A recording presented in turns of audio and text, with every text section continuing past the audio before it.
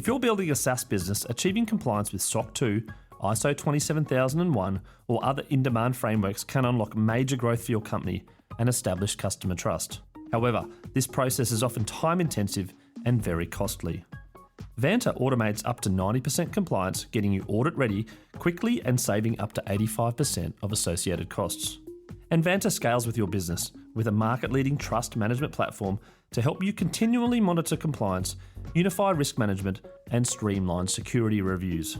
Join 7,000 global companies like Atlassian and Dovetail that use Vanta to build trust and prove security in real time. My listeners get 10% off Vanta when they go to vanta.com/fun.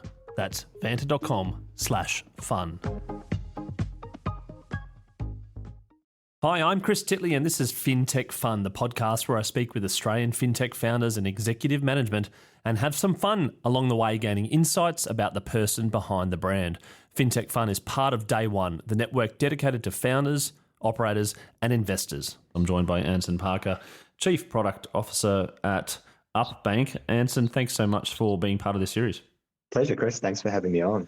Now, a lot of listeners out there will know the Up brand, but they might not know a little bit about you and how important you are to the organisation. Let's go back a little bit on when you joined Up and a little bit about background about yourself and why you joined. Yeah, it depends how far you want to go back. But, I started off, I guess, in the software business, building websites, and that sort of took me, to Sydney and over to the US for a couple of years, where I met my now wife. My startup didn't do so good. We kind of ran out of money, and she was very interested in moving to Melbourne. She has an arts background, and so she sort of dragged me down here. And it wasn't long before I got introduced to a couple of interesting blokes, Dom Pym and his co-founder Grant Thomas. And they were looking to kind of innovate and do something different in the banking space, which is not an industry I ever thought I would work in. At the time in Melbourne, a lot of jobs were in banking, and I was like, never applying for those. But the opportunity to kind of get in there and bring in a lot of the sort of modern software ideas, not just be working in a big 200-person kind of developer shop using enterprise tools and all of that kind of stuff, which I think a lot of people were doing. If you're in that space at the time, was kind of the cost of admission. But to really go in with sort of modern thinking and kind of set a vision was a really interesting challenge, because as a customer of banking, I was always kind of frustrated at how crappy I thought it was and how much potential I thought there was for it to be better. But that first incarnation, really, we were a bit of a services style model. We actually hadn't created Up yet. So we were kind of really solving problems for a bank, Bendigo Bank, that was based down here in Victoria, and kind of reimagining banking for their customer base, and sort of trying to put a lot of these ideas into action. And it was probably not for about 4 years until we really got the itch to say, what if we could really just go out and do this ourselves and have full control and own the brand and really own the sort of experience from the whole way through, and put a lot of the ideas that maybe we hadn't quite been able to get over the line, in a more sort of services vendor relationship, into practice as a more of a product company. And that was in some ways the start of Up. I'm interested to know, working for Bendigo, and there's always been a strong relationship between Ferocia and Bendigo, and obviously Up is now owned by Bendigo. But at the time when you're working for Bendigo and you had these ideas, and then eventually you're like, oh, it'll be under the Bendigo banner and these ideas will come through on to Bendigo's customers, then that sort of split of going, actually, there's something here to build a niche brand or a different brand. How did that sort of conversation start, and how did the name of Up and that begin?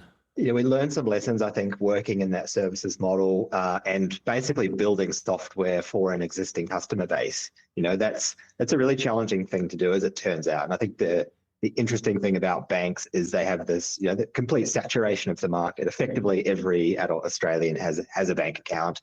And these big brands have this incredibly broad customer base, both in terms of like life stages, but also just kind of financial configurations. And there are businesses on there and clubs, and there's just so much variation, so many different ways people access this stuff. You realize that, that's a heck of a challenge to actually do anything that everybody's going to like in that space, because you have such a broad church, so to speak. And I think that we saw all these amazing innovations and capabilities that were coming online, but when you have to be able to, you can't rely on those to get to such a broad customer base. So the idea of sort of focusing in on a specific kind of, niche, I guess you would call it, and Up is very, started as very much just a transactional account, savings, and really resonated with the young customer base that obviously all had smartphones to join. When you sort of focus down to that, then you can really take advantage of all of the new capabilities and innovations coming online, because you're not trying to sort of like bring along this huge range of people and platforms with you. And I think that was one of the most intriguing parts of the opportunity, was to really get to explore that space.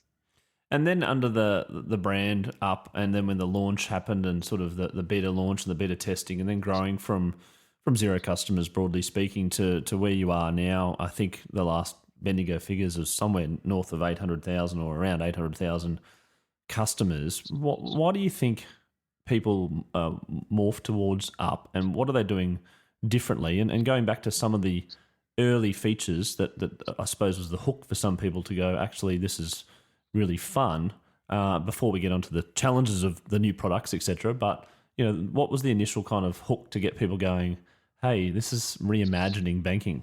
Yeah, I think it's actually one of the more difficult parts of the journey has been that, because as software people, you think we'll build something great and people will just naturally want it.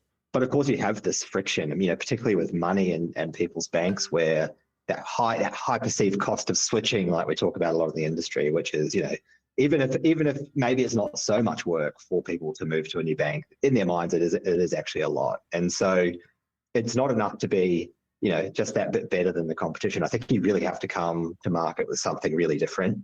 And that was great for us, because we were really interested in kind of reimagining the space and bringing this kind of software first principles approach to the space, which I don't think we'd really seen yet. And so everything from just basically throwing out all of those assumptions. And I think that, a lot of the early, digital banking, online banking, it's kind of that early stage you see with a lot of technology, where the first cut is really taking the real world sort of forms and digitizing them, right? So payments in an app or on a website was this idea. It's effectively the form you'd take off the carousel and branch and fill out. And there's a few things that software has done to make that a bit faster to fill out, but it hadn't fundamentally changed that idea. It was paying money into another bank account. And, on the upside, we're like, this isn't paying money into another bank account. I mean, of course it is, but it's really an exchange between two people. And that exchange is more like a conversation, or could be more like a conversation if that's how we framed it. So I think there was kind of those big ideas, but there's also, I think, just a different approach, which was like, for us, the experience itself was the product. It's not the sort of financial instruments beneath that. And I feel like banking for a long time has had a mindset of, what are your products and what are the channels you distribute those products on? And so it's a very, I think when you say, no, the experience is the product, it's not about the financial products, about what those do for people and how they relate to them. And the engagement of that experience, I think, is what has set Up apart. And that has led to, I think, ultimately the growth, because when people become, engaged and huge advocates, then that word of mouth really is enabled by that. And that's really, 80% of our growth, and, 80% of that growth to 1 million customers later this year is really driven by that advocacy, that genuine advocacy and word of mouth. Absolutely. And in regards to the products, which is your area, some of the early products that I remember were sort of swipe up to save a cent or round up, etc. But then also some of the challenges I remember from the early days, where you didn't have the BPay functionality, or you didn't have joint accounts, which ended up becoming 2Up and sort of joint accounts reimagined. That sort of feedback from customers early on versus your innovative mindset going, we're releasing this product, and everyone's going, hold on a second, you don't even have BPay. How did you manage that? And I suppose how do you prioritize the products from A, user feedback, and or B, your creativity?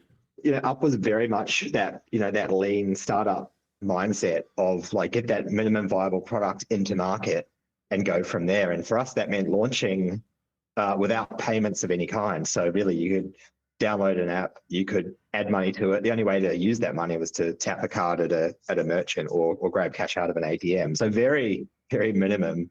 And, I think, again, that meant we could get into market and start to validate some other things early. I mean, that's the point of doing it. But as you say, like, especially in a very mature space, when the expectation of that, what table stakes functionality is very high, right? We can't just gradually discover those things as we as a new industry mature, like say maybe social media or something else has done. So for us, that meant how do we reassure people, right? That okay, today this is doing a few things, hopefully really well and differently, but over time it'll expand out.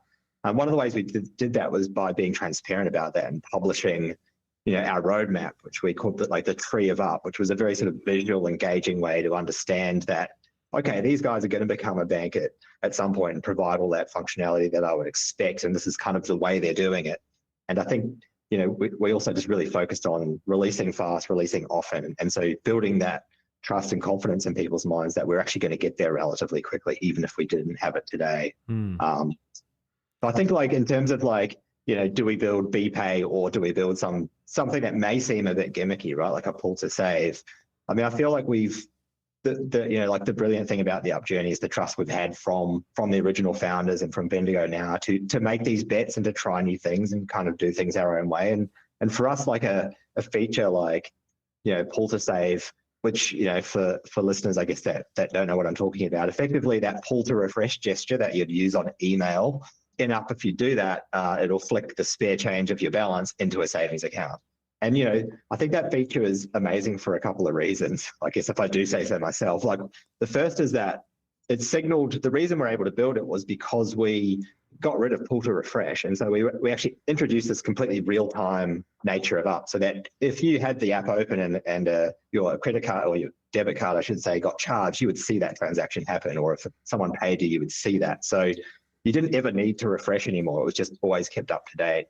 And so that was an amazing, I think, step forward for us to then be able to just conceive of banking as a real-time medium, not as something you sort of log in and you see stuff and then you log out, but also just as a great way for people to. Up has so many features and moving parts. It can probably be quite a hard thing to explain to someone, right? Like, why is this good? Why should I consider this? So having really interesting, fun ways to demo how Up is different, like pulling a coin down from the top of the screen and flicking into a savings account. I think those things say a lot about Up's approach and Up's mindset. And I think they're just great ways actually for us to sort of give people tools to spread the word.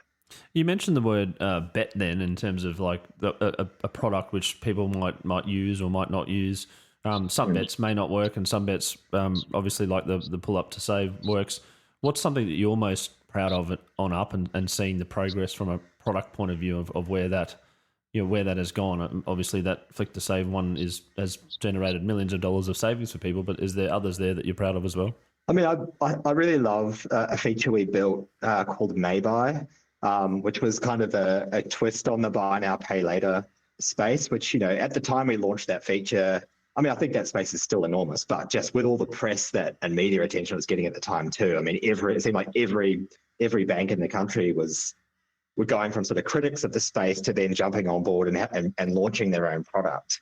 And we really liked this idea that we could sort of reimagine, take the sort of really engaging, almost take the dopamine hits out of instant gratification that these offerings really kind of, I guess, play in, but flip that around for savings. So we built this idea that you would find a product online, like browsing on your mobile phone, and send that product to your banking app, which is pretty wild. And then we would pull that in and give you just like a 4-part installment plan to save for that, right? So instead of buying it on the spot, you're just building savings for it in that same sort of save and for style model. And obviously that you don't get the product day one, but we saw that as a feature. You kind of get the dopamine hit of I've got this thing, I'm working towards it.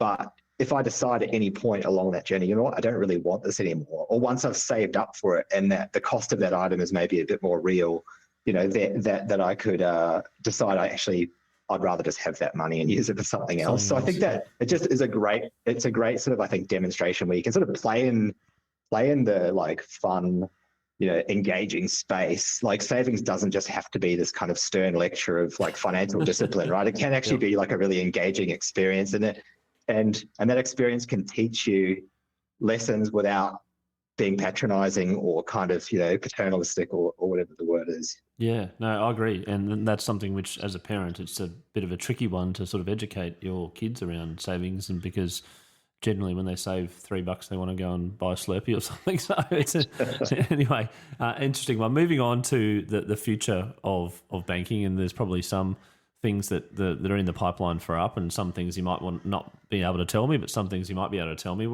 When you have a chat at Up and say, well, what's next and what can we do? What's something which sort of springs to mind around the future?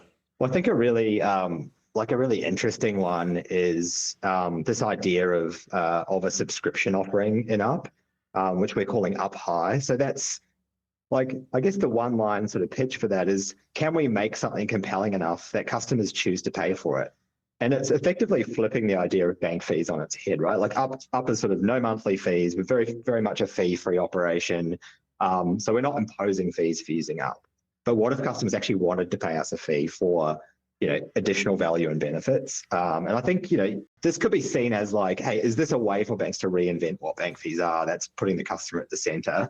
But for us, I mean, it's really just, hey, can we go off and really get weird with features or, build in these additional benefits that people really want? It's sort of a license, I think, in a way for us to really, I guess as a business scales and matures and you get these, your business strategies and your revenue targets, I think it's always a challenge to like keep making those bets, keep exploring things. And in some ways I love Up High as an opportunity to make that exploration and fun, like almost like a commercial enterprise, you could say, right? I think we can always do an element of it without it, but I think it just enabled us to kind of double down in that space. So I think that one's, interesting, and the sorts of things we do, I think will be really interesting over time. We're very early days, so we've basically just we did a bit of a temperature check to see if people would even want this. I think that was really important to us, and we got really overwhelmingly positive response to that. So we've kind of gone to the next stage, which is this very much an early access program where we're like, instead of us going away for 2 years and building stuff and coming back and saying, hey, we've got a subscription offering, let's have people join a program for a little one-off fee to just kind of get what we've got today and build it with us so we can release new stuff. And we're not going to start charging monthly subscriptions for that until people are like, yep, this is totally worth it. And so I think that's just a very different model for a bank to basically engage with customers and develop value in collaboration with customers. So, I'm fascinated to see where that goes. And, I think the great thing is it's a bet, like maybe it won't work. Maybe we'll not find that point where people are like, I'd pay for this. Like we don't really know where it's going to go. Is it sort of a bit like economy versus business class, but with business class, you also get the testing. Yeah.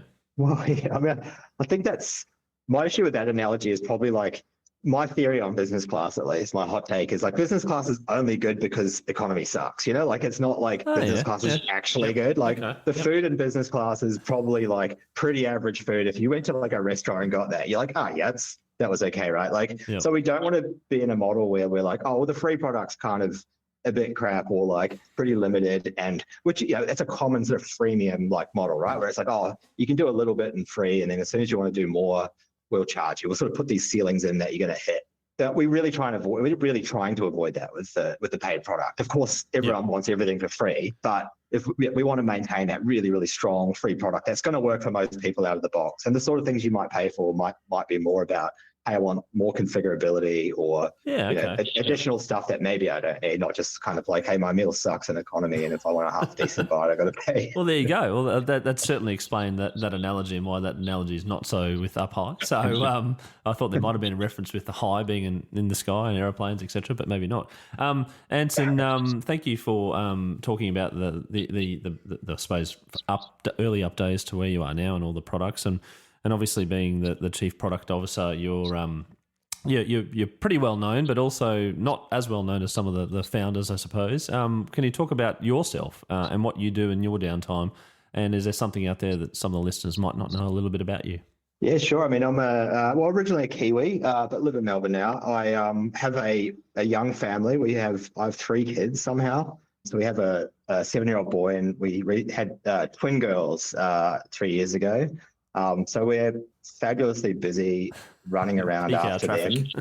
So when I'm not at work or running after them, I do a bit of home brewing. I'm pretty passionate about that.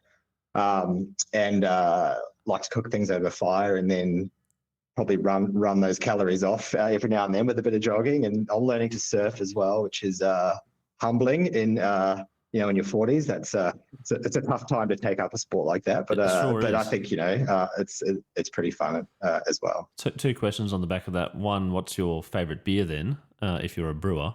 And secondly, your TV shows of choice for your kids. Do you get into Bluey? Oh, Bluey is amazing, and my claim to fame on Bluey is the guy who does. Is it Bingo the Dad? Yes. Is that the? No. It's Bluey and Bingo. It's Bandit, isn't it? Bandit. Yeah, yep. Sorry. I think it's Dave McCormack who does the dad's voice. He was in a band called Custard, Brisbane-based. And one time I went into a CD store in I think the very late 90s and bought a Custard CD, and the person in the shop was like, "Hey, that guy's like the lead singer of the band. He like worked at the shop." And so I got him to sign my CD case, and I'm like, that's the guy who does Blues. He is more famous now for Bluey's Dad than the Custard, even though Custard were a tremendous band with such hits as Apartment and Music Is Crap and Girls Like That, etc. He's pretty famous now. I think he can go to the US and get on talk show TV shows as opposed to where Custard ended up. But no, it's there you go, claim to fame. And the favourite beer? Well, I probably what blew my mind in the beer world was when these like IPAs started coming out, which is very hoppy. I think India Pale Ales were coming out in New Zealand and Australia and the US. I think that everyone went way too hard at those, and everyone's probably just wanting to chill out a little bit more these days. So I'm probably more likely to go for a pale ale. But as a budding home brewer, I love to take like New Zealand hops and Aussie wheat. I think it's like the best of both worlds. And so anything that is combining those things is pretty good for me. There you go. A little Australian. There'll be a ChatGPT creative name there for that sort of beer with Australian, New Zealand combo ingredients, etc. Excellent. Well, I look forward to the commercial success of your homebrew, firstly. And secondly, thank you so much for telling the story of Up and also the progress that you've made and the features that are within the app, and all the best to the milestone of 1 million, as you mentioned, hopefully later on this year, and looking forward to catching up soon. Yeah, thanks, Chris. Great to be on. Listen to the Unfunded podcast, brought to you by the Day One Network and hosted by me, tech writer Joan Westenberg. We're sharing the no-holds-barred untold stories from entrepreneurs who have decided to build a business on their terms. I'll be interviewing successful founders and operators on the grit and ingenuity it takes to build and scale independent startups without the support of traditional venture capital funding. Subscribe to the Unfunded podcast now, wherever you get your podcasts.